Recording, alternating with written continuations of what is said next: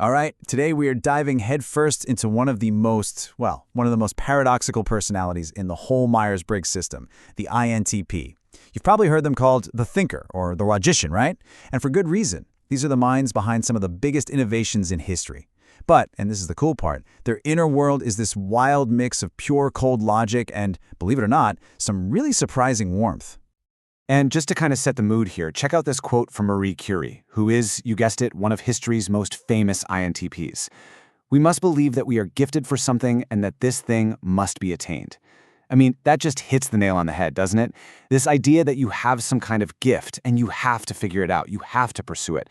That is the INTP's core drive in a nutshell. It's this nonstop chase for the truth, and it's all powered by a way of thinking that is just, well, it's totally unique, and we're going to unpack all of it today.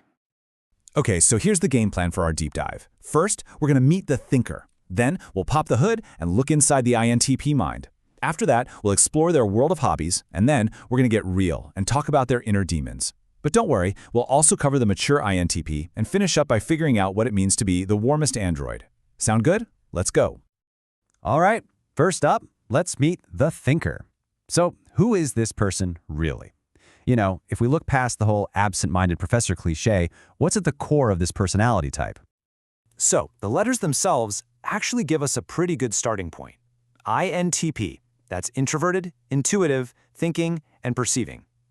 Now, when you mix all that together, what do you get? You get someone who's kind of reserved, but has this incredibly rich, imaginative inner world. They're driven by logic, not so much by feelings, and they love to keep their options open, exploring ideas instead of jumping to conclusions. Basically, they're the ultimate creative problem solvers.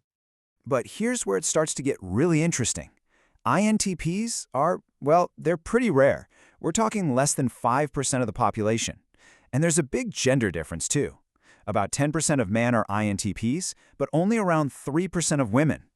That actually makes female INTPs one of the rarest combinations you can find. So if you know one, you know someone pretty unique. And you know what often comes with that rarity? A whole lot of brilliance.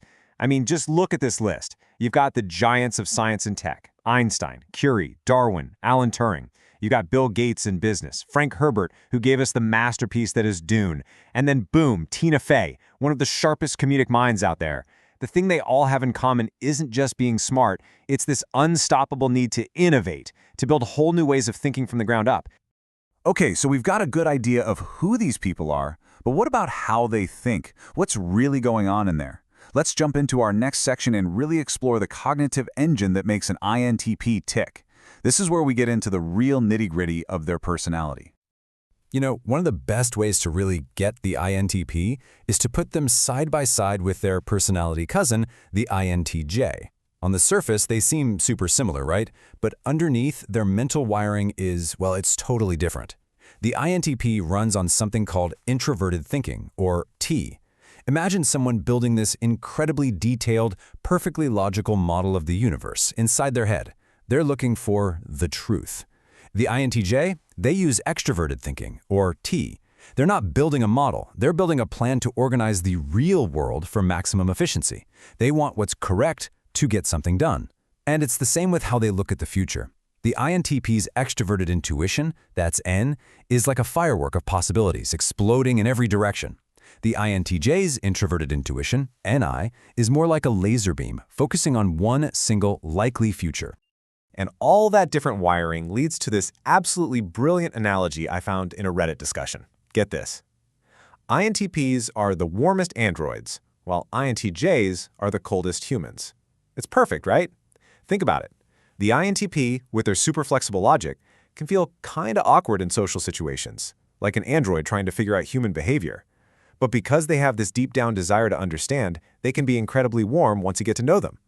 The INTJ, on the other hand, has this thing called introverted feeling, FI, which gives them this strong internal moral compass. So they feel more human on the inside, but their laser focus on getting things done can make them come across as really cold and distant to everyone else. So it's pretty obvious that this unique way of being wired, this constant drive to understand systems and explore every possibility, it's got to show up somewhere, right? Well, it absolutely does, and it's in how they spend their free time. So for our next section, let's dive into the fascinating and sometimes kind of weird world of INTP hobbies. You see, for an INTP, Jack of all trades doesn't even begin to cover it. For a lot of them, collecting hobbies is the main hobby. Their interests are just all over the map.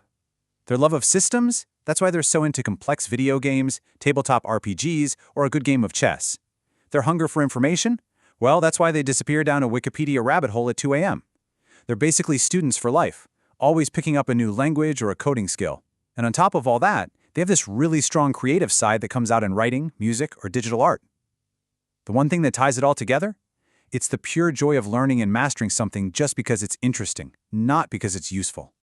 And this quote from a Reddit user just sums it all up so perfectly. Reading, shows, movies, video games, listening to music, playing music, it's just everything. That's their extroverted intuition going wild. It's not about finding that one thing they love, it's about getting to play with all these different systems of creativity and logic. One minute they're taking apart a movie's plot, and the next they're trying to write a song. Their mind is just never, ever turned off. It's always exploring. But, having a mind that powerful and analytical, it's not all fun and games. In fact, that same amazing brain can be the source of their biggest problems. So we're going to shift gears a bit now, get a little more serious, and take an honest look at the INTP's inner demons. For an INTP who's not in a good place, life can really feel like a downward spiral. You know that superpower of seeing endless possibilities? Well, it can turn into a curse. It can lead to total aimlessness. I mean, why would you pick one path when you can see a million others that might be better?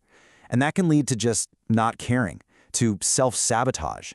Then you add in their introversion, and if they're not careful, it can turn into really bad anxiety and pulling away from everyone, which just traps them in their own obsessive, looping thoughts. Okay, so there's a specific name for this mental trap. It's called the TI loop. And here's basically how it works. Their main function, that super smart introverted thinking, or TI, the thing that's so good at figuring out how the world works, it turns inward on itself. It starts picking apart past mistakes and regrets, which are constantly being supplied by their introverted sensing, or SI. It becomes this vicious cycle of self-criticism. Their own powerful brain gets stuck on a treadmill, trying to solve problems from the past that are, already over and done with. And what's fueling this whole mess? Honestly, it's their biggest weakness, their relationship with their own feelings. This Reddit user just lays it all out there, bluntly, but man, it's perfect. They say their demon Phi is a bitch. Phi, or introverted feeling, is what helps you understand your own values and emotions. For an INTP, it's the function that's buried the deepest. It's literally called their demon function. Their first instinct is to just dismiss feelings as irrational, as static. But here's the thing. You can't just ignore your emotions. They don't disappear. They just build up and up until they eventually blow up in ways that are not pretty. So yeah, that's the heavy stuff. That's the bad news. But here's the good news, and it's really important.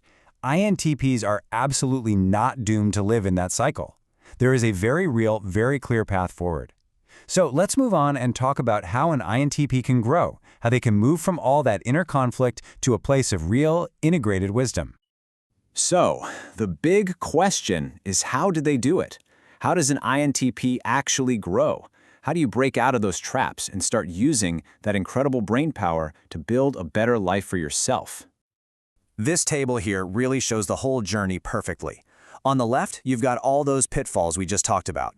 But look at the right side. This is what happens when an INTP matures. They learn to flip the script. That same tendency toward aimlessness, it becomes foresight. It becomes motivation.